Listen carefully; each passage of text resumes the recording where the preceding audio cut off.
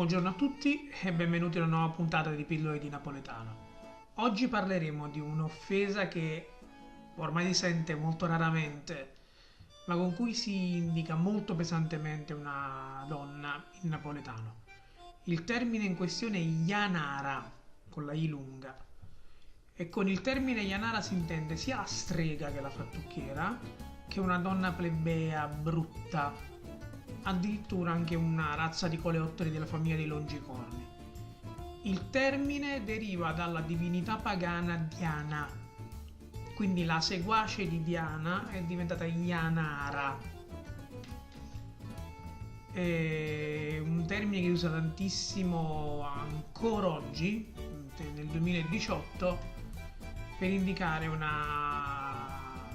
malevolmente una donna che si sospetta faccia malefici, fatture, sortileggi malocchi, anche se ormai non dovrebbero esistere più situazioni del genere.